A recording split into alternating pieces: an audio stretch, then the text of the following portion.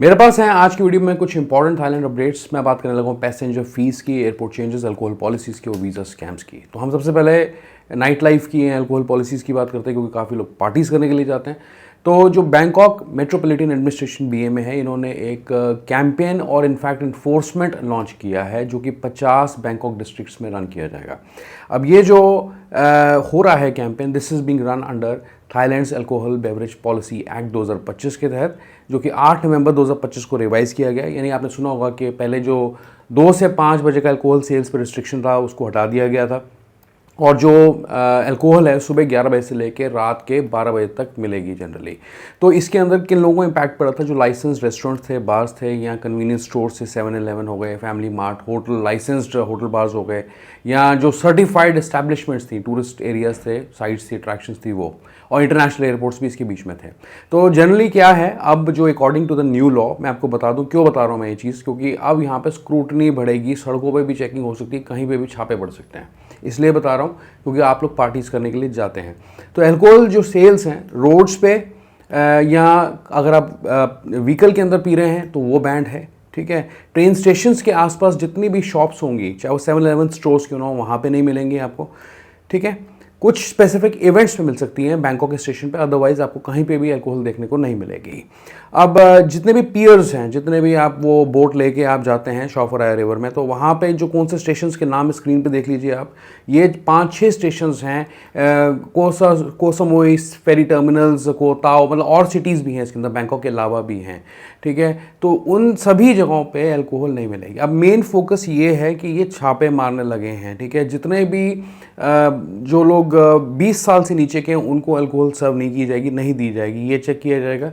Plus जितने भी लोग ऑलरेडी बहुत ज़्यादा पी चुके हैं और उसके बाद वो अल्कोहल लेने जाते हैं 7-Eleven स्टोर में, मान लीजिए, तो उनको अल्कोहल देने से मना कर दिया जाएगा, ठीक है। तो रिटेलर्स जो हैं उनको भी ये चीज़ लॉ अमेंड करके इस बात बताई जा रही है कि ऐसे लोगों को आपको अल्कोहल सर्व नहीं करनी है, और टूरिस्ट के ऊपर भी फाइन पड़ सकता है, ये बताने वाली बात है एक्चुअली, ठीक है। तो इसलिए मैंने इतनी कहानी तभी आपको इतनी लंबी बताई है।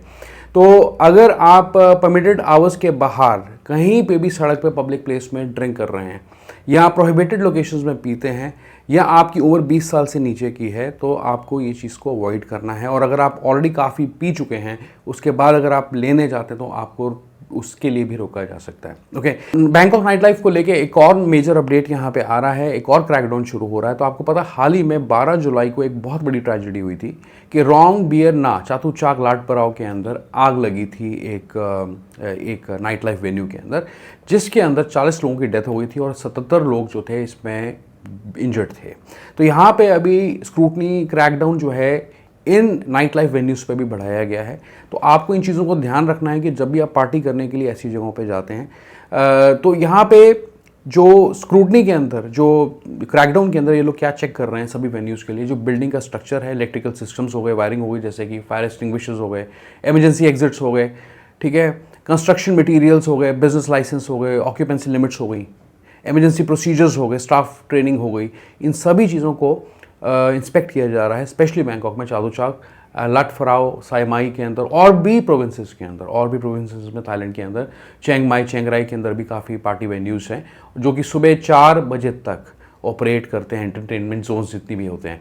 तो मैं आपको इसलिए ये चीज़ बता रहा हूँ बिकॉज ये स्क्रूटनी में तो चीज़ें हैं ही हैं, साथ ही साथ आप एक चीज़ का ज़रूर ध्यान रखें कि ऐसी नाइट लाइफ वेन्यूज़ में जब आप जाके पार्टी करते हैं, बियर पीते हैं, या डांस करते हैं, या काफ़ी शिमरिंग म्यूज़िक और लाइट होता है, तो वहाँ पे जगह बहुत कम होती है।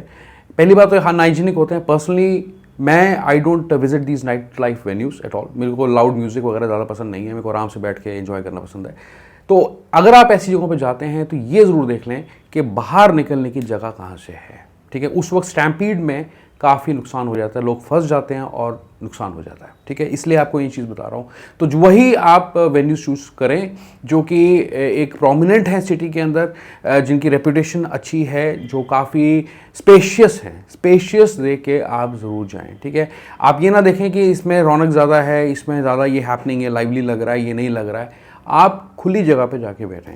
That's all I want to say. So when you entering a club और bar, take a few seconds to identify emergency exits as well, ठीक है। Avoid venues where you don't see, जहाँ पे एग्जिट्स ब्लॉक्ड हैं या एक side से जगह निकलने की और दूसरी साइड से नहीं है।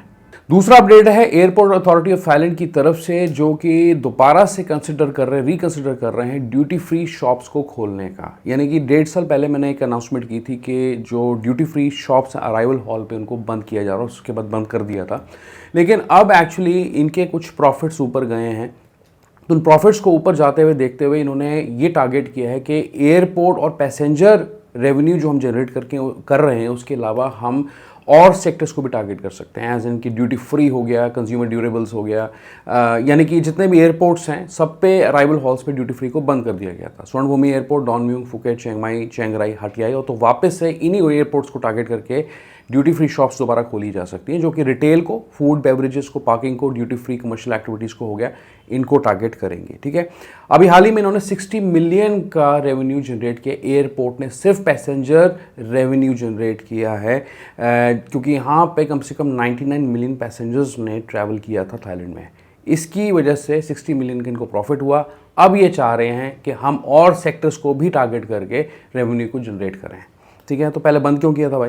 अब नेक्स्ट अपडेट है, यहाँ पे बहुत सही अपडेट आ रहा है, Thailand enhances passenger rights for international flight delays. तो यहाँ पे अगर आपकी फ्लाइट 2 घंटे से ऊपर डिलेड है तो आपको खाना वगैरह जो एयरलाइन का काम होगा प्रोवाइड करना, फूड बेवरेजेस, साथ ही साथ आपको ईमेल और फ़ोन पे एक कम्युनिकेशन दिया जाएगा अगर आपको कोई प्रॉब्लम दिक्कत आती है।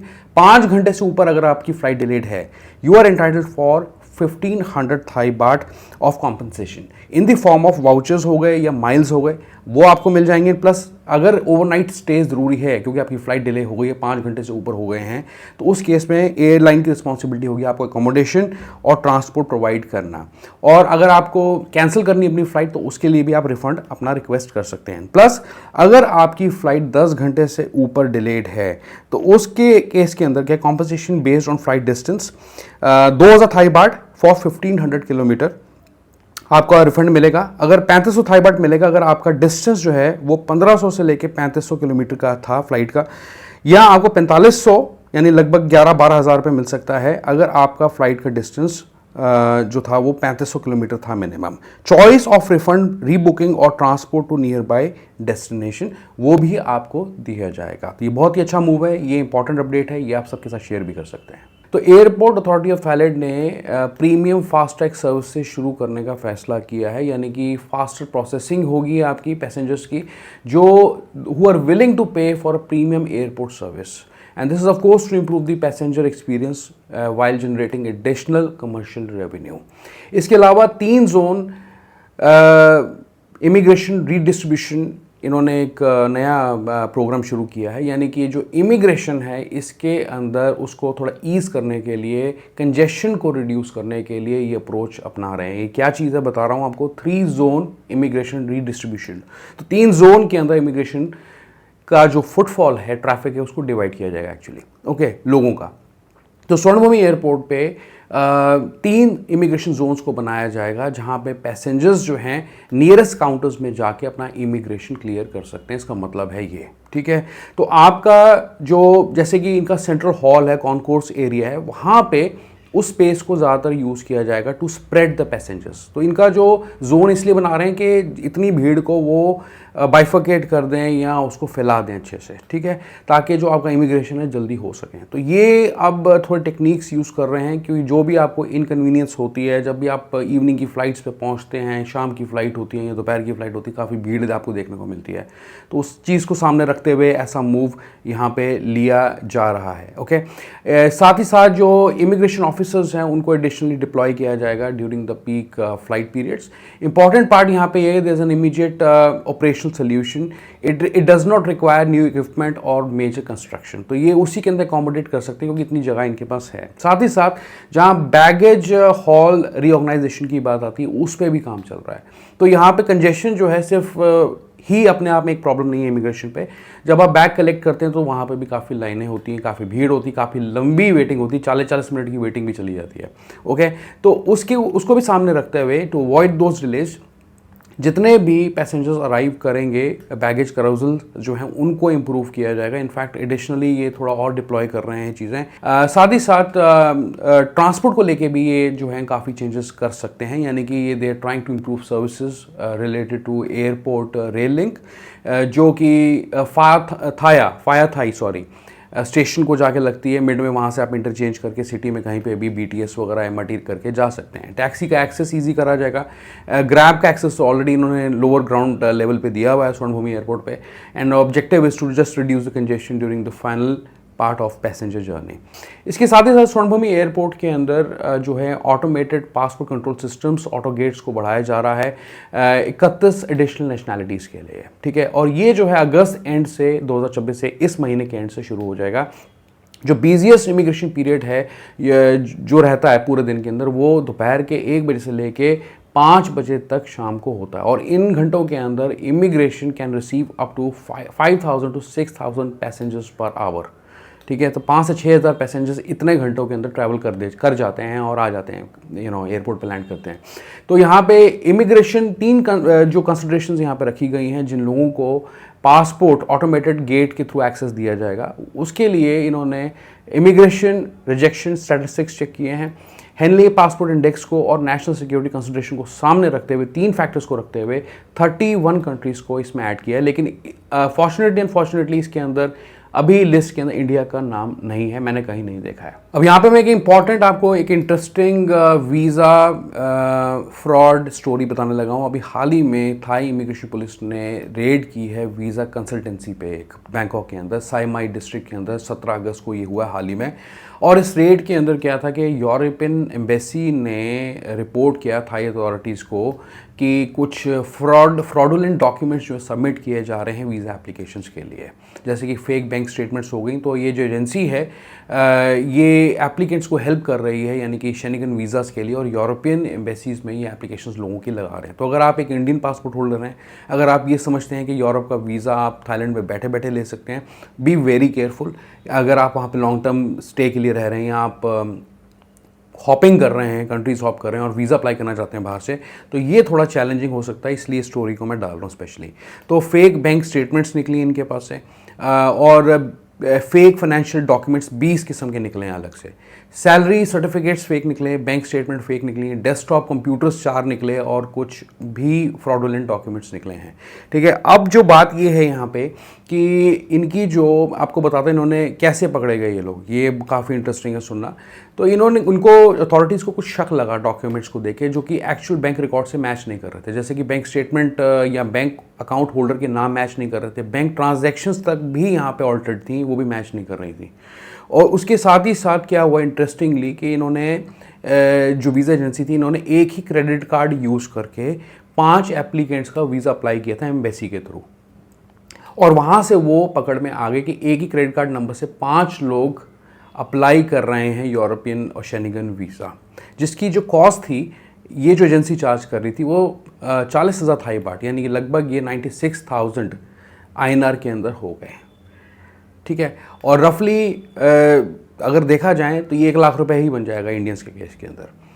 तो ये उस एजेंसी को यहाँ पर पकड़ा गया। तो हैरानी की बात ये है कि कैसे उन्होंने पकड़ा इस चीज़ को। तो आपको बचना चाहिए, अगर आप अपनी कंट्री में हैं और आप किसी भी बड़ी कंट्री का वीज़ा अप्लाई करते हैं, अपनी कंट्री से ही, होम कंट्री से करें।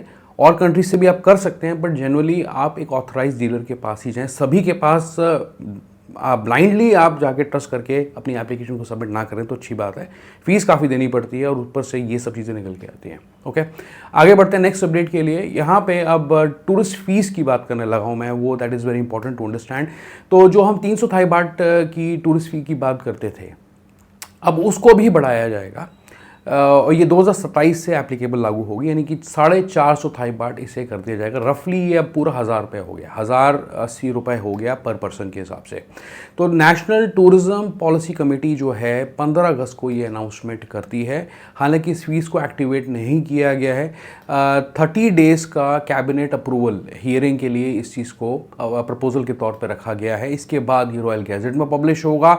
अभी तो 30 दिन का जो स्टे पीरियड है वो भी पब्लिश नहीं हुआ है रॉयल गैजेट के अंदर, 60 डेज़ ही चल रहा है अभी भी, ठीक है। वीज़ा की जहाँ बात आती है, अगर वो भी जानना है आपको, तो रॉयल गैजेट में इसको कब पब्लिश किया जाएगा, ये कब होगा, इसकी कोई गारंटी नहीं है। लेकिन प्रपोजल अब ये है कि 450 थाई बाट आपको देने पड़ सकते हैं फ्यूचर में, whether you are entering Thailand by air, land, C.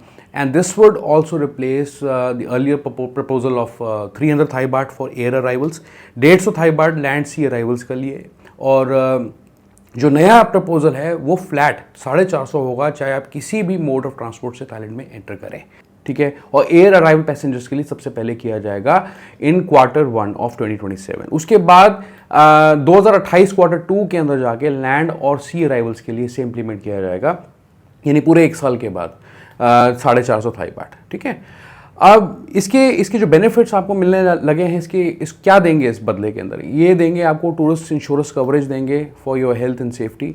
Development के अंदर फीस को यूज़ किया जाएगा अट्रैक्शंस को इंप्रूव करने के लिए, नए विजिटर्स एक्सपीरियंसेस को बढ़ाने के लिए नए अट्रैक्शंस में यूज़ किया जाएगा। टूरिज्म रिसर्च के लिए, कॉन्फ्रेंसेस के लिए, डेवलपमेंट के लिए जो है लोगों को हायर करने के लिए टूरिज्म के अंदर उसको यूज़ किया जाएगा। अब कैसे इसे पे किया जाएगा, इसको आइडली पे करने का जो बात चल रही है वो तो ये है कि आपकी जो एयरलाइन टिकट है जब आप बुक करेंगे बाय डिफ़ॉल्ट उसके अंदर ये कॉस्ट इंक्लूडेड होगी 450 थाई बाट की एयरलाइन टिकट प्राइस में। लेकिन ये कुछ ऐसा भी प्लान कर रहे हैं कि इसकी जो पेमेंट आप वेबसाइट के थ्रू या मोबाइल एप्लीकेशन या एयरपोर्ट कियोस्क मशीन्स के थ्रू भी कर सकें। तो वो मैनेजमेंट कमेटी जो है वो डिसाइड करेगी कैसे इस फंड को कलेक्ट करना है। ओके, एनीवेज नेक्स्ट अपडेट पे चलते हैं। Last but not the least, Thai travel Thai plus. तो ये क्या है, एक्चुअली इसको कंफ्यूज होने की जरूरत नहीं है। This is not for us as a foreign tourist. ये डोमेस्टिक टूरिज्म के लिए प्रोग्राम इन्होंने स्ट्रेट फॉरवर्डली शुरू किया है, बट मैं इसको इसलिए रिलेट कर सकता हूँ बिकॉज जो ये 450 थाई बाट की जो फीस सब्सिडी कलेक्ट करना चाहते हैं फॉरेन टूरिस्ट से, वो इस प्रोग्राम के लिए भी यूज़ की जाएगी एक्चुअली।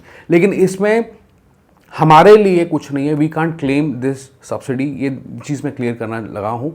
जो एलिजिबिलिटी है फॉरेन टूरिस्ट की इस केस के अंदर क्या हो सकती है, अगर आप थाई रेजिडेंट हैं वहाँ पे, या आप एक लॉन्ग टर्म इंडियन एक्सपैट हैं विद थाई रेजिडेंसी परमिट है, या आपका थाई बैंक अकाउंट है, ठीक है, then you may qualify for this tourist subsidy. यहाँ पे कुछ डिस्काउंट और चीप पैकेजेस जो है डोमेस्टिक टूरिज्म को बढ़ाने के लिए दे रहे हैं, but this is not for foreign tourist. ये चीज़ मैं क्लियर करना लगा था। प्लस साथ ही साथ लास्ट अपडेट ये है कि Shaw Phraya river boat services जो हैं अभी रोकी जाएंगी अगस्त 17, 20 और 27 को, क्योंकि वहाँ पे कुछ मेजर इवेंट होने वाला है। अगर आप क्रूज़ करना चाहते हैं शाम को तो वो हो सकता है कि आपको सर्विसेज आने वाले टाइम में ना मिलें।